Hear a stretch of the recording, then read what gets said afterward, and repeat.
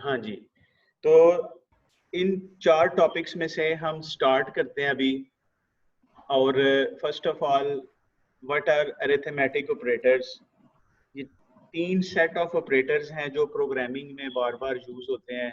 उनमें जो सबसे पहले वाला सेट है वो अरिथमेटिक ऑपरेटर्स हैं, और आपको पता है कि उसमें क्या कुछ आता है। उसमें सबसे पहले प्लस आ जाएगा, फिर उसके बाद माइनस आ जाएगा, फिर उसके बाद मल्टीप्लाई है, उसके बाद जो है वो डिवाइड है, और एक होता है उसमें परसेंटेज ऑपरेटर जो रिमाइंडर्स को फाइंड आउट करता है। तो it is basics of mathematics. एक सिंपल सी एग्जांपल बना लेते हैं। सब मेन, और इसका जो एंड है वो होगा एंड सब पे, और इसके अंदर हम एक dim A B as integers, ये 2 इनपुट लेने के लिए 2 इंटीजर बना लिए। और अभी हम यहाँ पे जो है वो 2 आंसर्स बना लेते हैं, सम और माइनस एज इंटीजर। अब हमने इन दोनों का इनपुट लेना है, कंसोल डॉट राइट लाइन, और यहाँ पे एंटर 2 वैल्यूज करवा लेते हैं, और उसके बाद इनके 2 कंसोल डॉट रीड लाइन हो जाएंगे। एक आ जाएगा ए में कंसोल डॉट रीड लाइन, और दूसरा आ जाएगा b is equal to console dot read line. अब जब यूजर उस मैसेज को पढ़ेगा एंटर 2 वैल्यूज, उसके बाद वो उसमें 2 इनपुट्स देगा जो a और b में आ जाएंगे। अब हम यहाँ पे वो वेरिएबल यूज कर लेते हैं कि sum is created as a plus b, और फिर उसके बाद minus is created as a minus b। ये दोनों कैलकुलेशंस करके जो आंसर्स हैं वो सम में और माइनस में सेव हो जाएंगे। फाइनली आपने इसको प्रिंट करना है, तो कंसोल डॉट राइट लाइन, और यहाँ पे हम एक मैसेज भी ऐड कर लेते हैं, the sum of values is. इसको यहाँ पे आप ऐसे क्लोज करेंगे, एक एंड साइन लगाएंगे, और हम यहाँ पे उसमें सम लिख देंगे इधर। ये फर्स्ट लाइन कंप्लीट हो गई। उसके बाद हम सेकंड लाइन में आ जाते हैं, कंसोल डॉट राइट लाइन, और इसमें हम लिखेंगे the difference of values is, और ये दोबारा एंड लगा के आप यहाँ पे माइनस लिख देंगे, और लास्ट लाइन जो है वो हमेशा होती है कंसोल डॉट रीड की। तो ये एक एग्जांपल है। मैंने इसमें सारे 5 ऑपरेटर्स अभी यूज नहीं किए कि फिर हमें वो इस पेज को बार बार स्क्रॉल करना पड़ेगा। आपने इसको जब आपने दोबारा से यूज करना है तो आप इसमें सारे 5 ऑपरेटर्स को यूज करें। ये सम और माइनस का नाम जो है ये हमारी चॉइस पे है। ये कोई जरूरी नहीं है कि जब आप यहाँ पे ये एडिशन करवाएंगे तो इसका नाम सम रखना जरूरी है। ये एक वेरिएबल है। कल हमने वेरिएबल की क्लास में देखा था कि हम ये इंटीजर को डिक्लेयर करते हैं जब, तो ये नाम हमारी चॉइस पे है। It is not compulsory to write it as minus, और इसकी जगह पे डिफरेंस भी हो सकता है, जो आपको वर्ड ठीक लगता है। लेकिन सिर्फ एक रिस्ट्रिक्शन होती है वेरिएबल्स का नाम रखने में, और वो ये है कि आपने उसमें स्पेस नहीं देना। आप सब लोगों ने ये पहले भी पढ़ा हुआ है कि जब हम इसमें वेरिएबल का नाम रखते हैं तो हम उसमें स्पेस नहीं देते। तो इस तरह से प्लस हो जाएगा, माइनस हो जाएगा, डिवाइड हो जाएगा, मल्टीप्लाई होगा, और रिमाइंडर जो है वो क्या करता है कि जब भी आप उसमें रिमाइंडर ऑपरेटर लगाएंगे तो वहां पे जो डिवीजन के बाद जो एंड पे बचता है विदाउट यूजिंग द डेसिमल, वो आंसर होता है उसमें। तो इसकी वर्कशीट जब आपसे शेयर करूंगा उसमें उसकी एक पूरी एग्जांपल लिख देंगे। अभी हमने इसको क्योंकि रिकॉल करना है तो ये एक प्रीसाइज एग्जांपल हमने बना ली है इधर। अब इसके बाद हम आगे वाले ऑपरेटर्स में आते हैं जो इससे ज़रा थोड़े से डिफरेंट हैं, और उनका नाम है कंडीशनल ऑपरेटर्स। कंडीशनल ऑपरेटर्स कौन कौन से वाले हैं? इसमें लेस का साइन आ जाता है, ग्रेटर का साइन आ जाता है, फिर लेस देन और इक्वल भी होता है, और इसी तरह greater than and equal to भी है, और इक्वल के लिए जो है वो एक इक्वल है, और लास्ट में जो है वो नॉट इक्वल के लिए आपने ये दोनों साइंस को यूज करना है, जो यहाँ पे लेस देन और ग्रेटर के साइन को कंबाइन करेंगे तो इसका मतलब होगा नॉट इक्वल टू। अब इसकी एक एग्जांपल बनाते हैं जिसमें ये कोशिश करते हैं इनमें से मैक्सिमम को यूज करें। तो let's start with another example. सब मेन से ये स्टार्ट होगा और जहां पे हमने इसको क्लोज करना है वहां पे आ जाएगा एंड सब, और ये भी आपको पता है कि ये उधर पहले ही लिखा होता है। अच्छा, अब इसके बाद हम यहाँ पे डिम वैल्यू 1 और वैल्यू 2 एज इंटीजर कर लेते हैं, और फिर जहाँ पे हम लिखते हैं console dot write line enter 2 values. ये 2 वैल्यूज हमने यहाँ पे ले ली, और अब हम यहाँ पे जब आप ये वाले 6 ऑपरेटर्स को यूज करेंगे तो इसके लिए फिर हमें यहाँ इफ कंडीशन भी लगानी पड़ेगी। और इफ कंडीशंस कैसे लगाते हैं, हमें पता है कि उसमें 3 वर्ड्स कंपलसरी होते हैं, इफ और देन एक लाइन में आता है और फिर नेक्स्ट आगे लाइन में आ जाता है एंड इफ। तो फर्स्ट ऑफ ऑल यहाँ पे हमें इफ कंडीशन का भी बेसिक स्ट्रक्चर दोबारा से मिल जाएगा। इसमें आप क्या देख रहे हैं कि इफ लिखा, उसी लाइन का लास्ट वर्ड देन होना चाहिए, और देन के आगे उस लाइन में आप कुछ नहीं लिखेंगे, और इफ और देन के दरमियान में जो है वो कंडीशन की जरूरत होती है। अब हम यहाँ पे लिखते हैं if v1 is equal to v2, ये हमने इधर कंडीशन बता दी, और इसके साथ ही हम इसमें इसके ऑप्शन में आ जाते हैं और यहाँ पे लिखते हैं console dot write line the v1 value is greater than v2। और इसमें भी हम यहाँ पे ये v1 और v2 को एज इट इज प्रिंट नहीं कराना चाहते, तो हम यहाँ पे इसमें ये इन्वर्टेड कॉमास जहाँ पे खत्म कर देंगे, या इधर लिख देते हैं वैल्यू, ये इधर स्टॉप हो जाएगा। उसके बाद इसमें ये एंड लगा देते हैं, और अब ये v1 से उसकी वैल्यू प्रिंट होगी, इस साइड पे फिर एंड लगाएं और वैल्यू से पहले इन्वर्टेड कॉमास लगाएं, और यहाँ पे जिधर ये v2 आ रहा है इससे स्टार्ट में भी एंड आ जाएगा।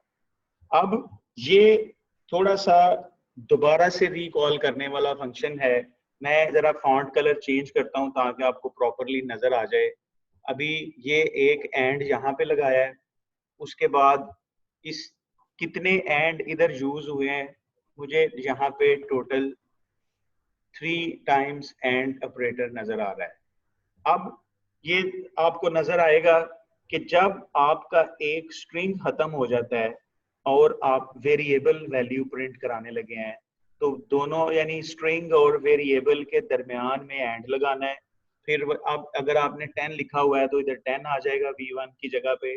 अब हमने फिर एक टेक्स्ट पे जाना है तो दोबारा से एंड लगाएं और फिर इन्वर्टेड कॉमास के अंदर लिख दें जितना आपको मैसेज प्रिंट करवाना है, और उसके बाद फिर जो वैल्यू जब आएगी तो उसके लिए एक दफा फिर आप वहां पे एंड लगाएंगे, और उसके बाद आप इसमें जो है वो दूसरी वैल्यू प्रिंट करा देंगे। इस लाइन को जरा आप अंडरस्टैंड करें, देखें कि ये आपको क्लियर है, इसमें कोई प्रॉब्लम तो नहीं है। ये क्लियर है। अच्छा चलो मैं अभी दोबारा से रिपीट करता हूँ, बस 1 मिनट जरा होल्ड करें आप।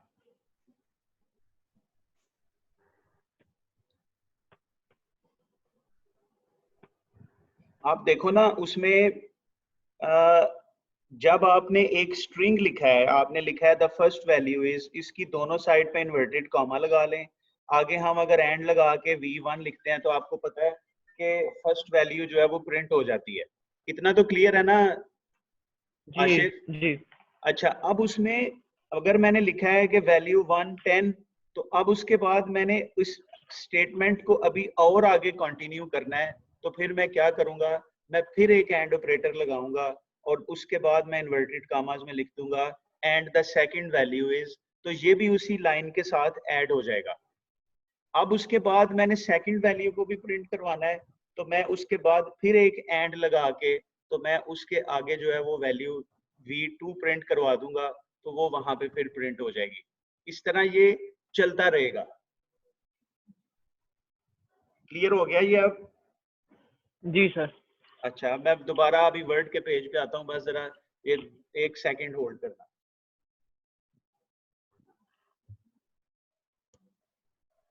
ये भी है इनका कैमरा, आशिर इमरान अहमद सारे।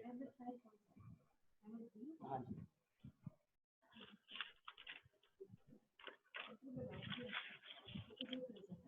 वो इधर नहीं है, ये कंप्यूटर का स्टूडेंट नहीं है। ठीक हो गया। अच्छा जी, अब हम आ जाते हैं वापस वर्ड में। अब आप ये देखो आशिर, जहां पे लिखा हुआ है console dot write line value v1, ये इस तरह से प्रिंट होगा, वैल्यू 10 इज ग्रेटर देन, ये वैल्यू 2 दफा आ गया, शायद ये आपको कंफ्यूज कर रहा था। वैल्यू 10 इज ग्रेटर देन 5, अगर आपने 10 और 5 का इनपुट दिया हुआ है तो ये स्टेटमेंट, मैं यहाँ पे इसको जरा इसका रिजल्ट भी लिखता हूँ कि ये यूं शो करेगा, वैल्यू से 8 इज ग्रेटर देन 5। ये इस लाइन का रिजल्ट होगा जो ऊपर आपको कोडिंग में नजर आ रही है। ठीक है सर तो फिर आपने वो if v1 is equals to v2 क्यों लिखा है ऊपर? यार, वो देखो ना, वो ठीक कह रहे हो आप, अगर हमने नीचे ग्रेटर का ऑप्शन दिया है तो फिर यहाँ पे ये ऐसे होना चाहिए। सही हो गया अब? हेलो,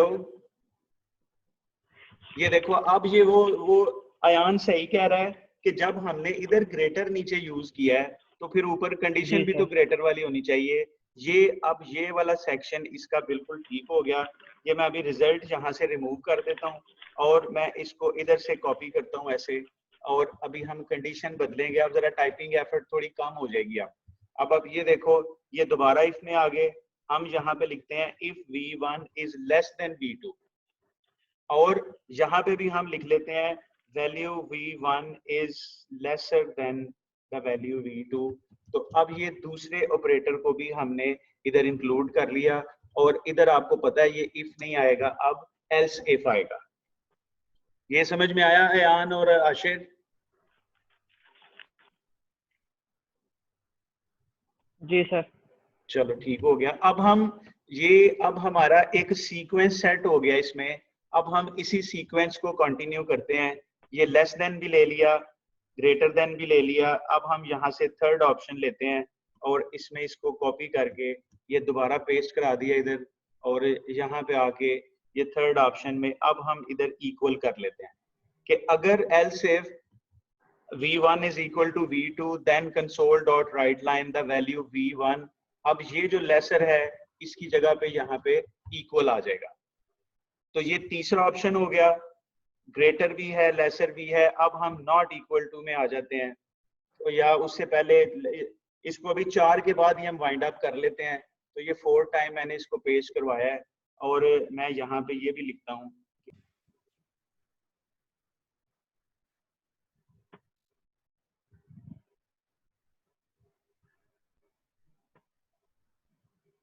अच्छा, ये रीस्टार्ट हो गया था, आवाज आ रही है सबको? जी सर। अच्छा चलो ठीक हो गया। अच्छा जी, उसके बाद फर्दर आगे चलते हैं। अब ये नॉट की बात कर रहे थे हम अभी, ये हमने नॉट लगा दिया इधर, और अब इसके आंसर में आ जाएंगे the value v1 is not equal to, और ये स्टेटमेंट्स आप बदलते जाएंगे। और जहां सर पे स्क्रीन नजर नहीं आ रही। एक मिनट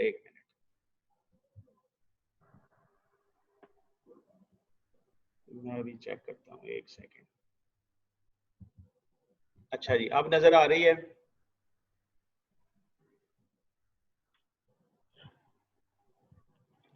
अयान, अब स्क्रीन नजर आ रही है? हाँ जी सर आ रही है। अच्छा चलो ठीक है। अच्छा, अब यहाँ पे हमने ये 4 ऑप्शंस लगा दिए। ये एक सारा इफ स्टेटमेंट का स्ट्रक्चर जो है वो इधर कंप्लीट हो गया। इसको मैंने अभी हाईलाइट किया है, मैं सारे को रीड करता हूँ। If v1 is greater than, तो नीचे हमने उसका ऑप्शन बना दिया। Else if v1 is less than v2, उसका ऑप्शन बना दिया। else if v1 is equal to v2 उसका ऑप्शन बना दिया, and finally else if v1 is not equal to v2। तो इस तरह से आप else ifs लगाते जाएंगे, और ये जो हमने अभी ऑपरेटर्स की एग्जांपल ले रहे हैं, ये इफ के बगैर ऑपरेट ही नहीं हो सकते। तो इफ भी लगेगा, और हमारा जैसा क्वेश्चन होता है उसके सॉल्यूशन में हम इसको सेट करते जाएंगे, और इस तरह हम अपनी कोडिंग में इनको यूज करेंगे। और एक प्रोग्राम में एक से ज्यादा दफा भी इफ आ सकता है। जब हम वो प्री रिलीज मटेरियल पे जाएंगे उसमें हमें में भी बार बार इफ कंडीशंस लगानी पड़ती हैं।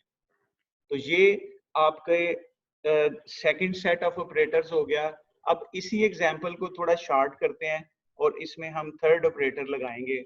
ये मैंने इसमें एक ऑप्शन रखा हुआ है, ये अब हमारी थर्ड एग्जांपल बन रही है। ये स्टार्ट से मैं अगर रीड करूं तो v1 and v2 as integer, console dot write line में वो कहेगा एंटर टू वैल्यूज, और फिर उसके बाद हमने इसमें लिख दिया कि let's suppose there are 3 values. यहाँ पे ये इनपुट लेगा, v1 is equal to console dot read line, ये फर्स्ट इनपुट ले लेगा। v2 is equal to console dot read line, ये आपका सेकंड इनपुट हो गया। And v3 is equal to console dot read line, ये आपका थर्ड इनपुट हो गया। अब हम यहाँ पे लिखते हैं if v1 is greater than v2 and v1 is greater than v3। अब ये दो कंडीशंस हैं इधर, और इसमें हम ये अब एंड को दोबारा बार बार यूज नहीं करेंगे।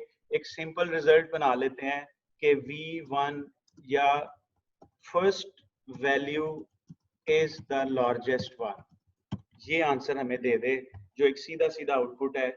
हम इसमें वैल्यू प्रिंट भी नहीं कराते। तो ये 3 लाइनों को आप मिला के देखो भी कि ये क्या कह रही हैं।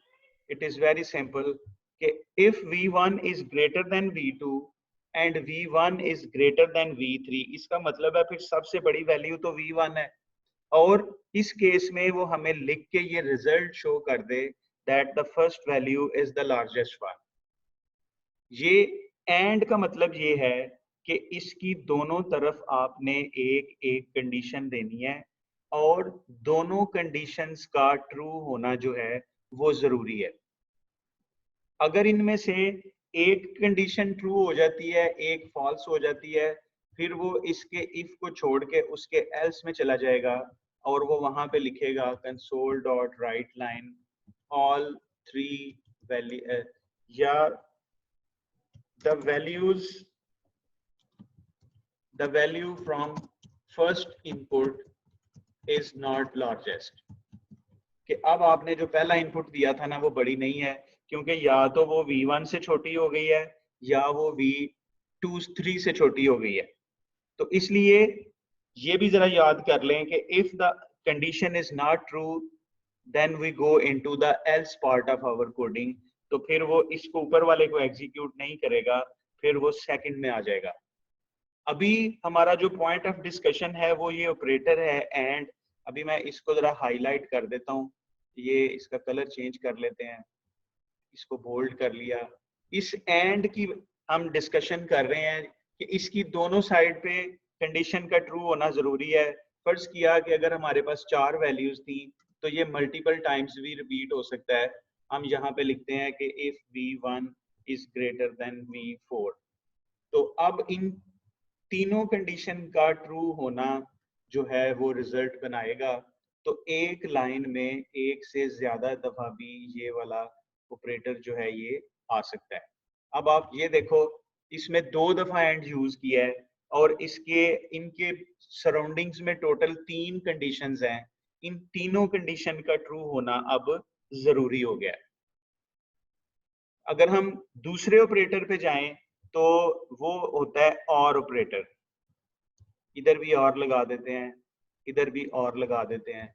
अब इसमें ये है कि वो पहली कंडीशन चेक करेगा और दूसरी कंडीशन को चेक करेगा। अगर इन दोनों में से कोई एक भी ट्रू है तो वो उसको ट्रू ही एज्यूम कर लेगा और वो इसके इस पोर्शन में आ जाएगा। और यहाँ पे वो लिखेगा कि v1 is either greater than second और थर्ड वैल्यू। ये कुछ इस तरह का आंसर बनेगा इसका कि V1 जो है वो या तो 2 से बड़ी है या वो 3 से बड़ी है। और अगर ये साथ में इसको भी इंक्लूड कर लें तो फिर ये फोर्थ ऑप्शन भी साथ में ला लेगा। आपने अभी सिर्फ ये रिकॉल करना है कि और में उसकी दोनों तरफ वाली कंडीशंस का ट्रू होना जरूरी नहीं होता। अगर तो लेफ्ट साइड वाली कंडीशन ट्रू है तो इट्स ओके, वो दूसरे को चेक भी नहीं करेगा। और अगर फर्स्ट वाली ट्रू नहीं है तो फिर वो सेकंड वाली को चेक करेगा। और अगर सेकंड भी ट्रू नहीं है तो वो थर्ड वाली को ट्रू चेक कर सकता है। अगर थर्ड भी ट्रू हो जाए तो वो ये इधर ही रहेगा, वो एल्स में नहीं जाएगा। लेकिन अगर सारी फॉल्स हो जाती हैं तो फिर वो एल्स में चला जाएगा। ये फंक्शन होता है और ऑपरेटर का। और इसी तरह एक थर्ड है जो बड़ा रेयरली यूज होता है। वो क्या है? अगर आपने लिखा हुआ है V1 is greater than V2 और हम इस पे ब्रैकेट लगा देते हैं दोनों तरफ और इसके बाहर हम एक ऑपरेटर यूज कर लेते हैं and that operator is called as not. थोड़ा सा अगर आप याद करें, आपने एक लॉजिकल सर्किट्स और लॉजिकल गेट्स का चैप्टर पढ़ा था, ये बिल्कुल उसके साथ रिजेंबल कर रहा है यहाँ पे। अब इस नॉट का मतलब ये है कि वो पहले इस कंडीशन को चेक करेगा कि V1 is greater than V2। अगर ये यस है तो वो उसको अब रिवर्स कर देगा। जैसे लॉजिकल गेट्स में जब नॉट गेट में से 1 गुजरता है तो वो 0 हो जाता है। और अगर उसमें से आप इनपुट में 0 देते हैं तो वो उसमें से पास होने के बाद 1 हो जाता है। इसी तरह इस कंडीशन का ट्रू जो है वो नॉट लगने की वजह से फॉल्स हो जाएगा आंसर। और अगर इसका आंसर फॉल्स है तो वो नॉट की वजह से ट्रू हो जाएगा। ये बहुत कम यूज होता है ये ऑपरेटर, क्योंकि इस सारे से बेहतर है ये जो आपको अभी नजर आ रहा है, जो मैंने हाईलाइट किया हुआ है। इस अरेंजमेंट को बनाने से बेहतर है कि हम इसकी जगह पे लिख लें V2 is greater than V1। तो ये भी वही है जो इससे पहले नॉट के साथ लिखा हुआ था, लेकिन ये ज्यादा आसान है। तो नॉट की प्रोग्रामिंग बड़ी कम होती है। तो ये मैंने कोशिश की है कि आपको एंड और नॉट थोड़ा सा रिकॉल करवा दूं। मुझे उम्मीद है कि आपको समझ में आया होगा। ये अभी एंड पे क्वेश्चन आंसर में आते हैं, फिर आपको जो पूछने वाला है वो आपको बताएंगे। और इसके बाद इसमें अभी एक लास्ट सेक्शन में आ जाते हैं जो कि बड़ा इजी है और उसको हम बोलते हैं फॉर लूप। पहले भी पढ़ा है और ये आप लोगों को बड़ी जल्दी समझ में आ गया था। रिपीट अनटिल में थोड़ी सी आपको प्रॉब्लम आई थी, तो इसको भी जरा सॉर्ट आउट कर लेते हैं आज। फॉर लूप क्यों यूज होता है? A loop is used to repeat a selected part of a program. मैं एक प्रोग्राम की एक लाइन को 20 दफा रन करना चाहता हूँ, तो उसका सबसे पहला और सबसे आसान तरीका तो ये होगा कि मैं 20 दफा लिखूं वो लाइन। जैसे ये सब मेन, ये मैंने उसका एक स्टार्ट लिया और यहाँ पे मैंने लिख दिया एंड सब। और यहाँ पे आपकी एक सिंपल लाइन है कंसोल डॉट राइट लाइन